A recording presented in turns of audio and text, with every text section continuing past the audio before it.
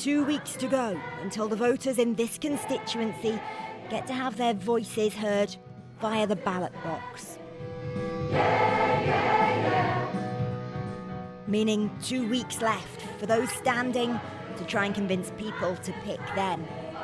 And with predictions, this race could need a photo finish. The campaigns are cranking up. How are you? All right? And the big names are rocking up. Lovely. Mr Farage, how's the campaign going? Channel 4 News. I think pretty well. I mean, obviously it's Labour's 16th safest seat, but I tell you something, we're giving them a run for their money. There's no question about that. Do you think they'll win? Don't know, but I think it's very close. The reason for this by-election, Mike Amesbury, who was the last MP and had a majority of more than 14,000, stood down after he repeatedly punched a constituent and was convicted of assault. Standing this time and hoping to keep the seat for Labour is Karen Shaw.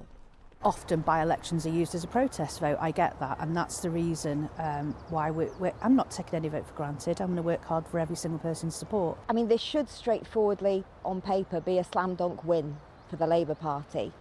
And yet, the polls suggest it could be quite tight. What are your thoughts?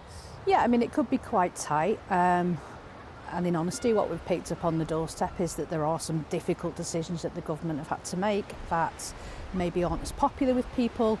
My job is to explain to them that, you know, the situation inherited was much worse than anticipated. Last summer, Reform UK beat the Conservatives to second place in this constituency in the general election. Good afternoon, everybody. Now, with Sarah Pochin, a former Conservative Party councillor standing for the party, their campaign is hard to miss. People want change, they want hope. Labour has failed them in this constituency for the last 40 years. So the biggest issue, I would say, is immigration. So Runcorn particularly is a very deprived town, one of the most deprived towns in the country. And the people of Runcorn feel like it's a dumping ground for illegal immigration. She says a big focus for her campaign is a hotel in the constituency, used to house asylum seekers, who she claims are here illegally. There will be people who think that, you know, particularly after the events that we saw last summer, not so far away from here, that you're stoking division and hate. I'd say the opposite. I'd say people in this area are looking for someone to lead them, someone who will be a strong voice for them. And in Runcorn today, for some voters at least, the Reform campaign did seem to be cutting through.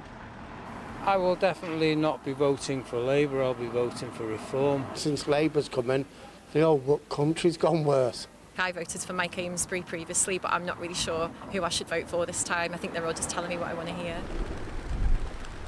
Hoping to win over some of the don't knows and capitalise on protest votes are an array of other candidates, 15 in all, including Sean Holston for the Conservatives.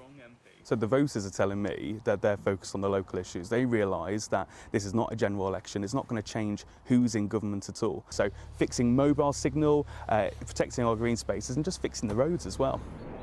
I think this is really important. Everybody has a right to have green space near to where they live. A vet by day, Chris Copeman is the Green Party candidate. There's a lot of people that feel strongly about green issues, and I think we're the only party that have practical, sensible policies that deal with the sort of issues that we're facing in this country at the moment. Paul Duffy is standing for the Lib Dems. So, you know, like, there's a kind of clear choice. You know, like, if you're worried about potholes, let's take the classic Lib Dem potholes. If you hit a pothole and you've got a £300 repair for a pothole, that's a here and now bread and butter issue. You know, Reform are campaigning on this, you know, 300 miles away issue on Stop the Boats. You know, like, there are no boats on the M56.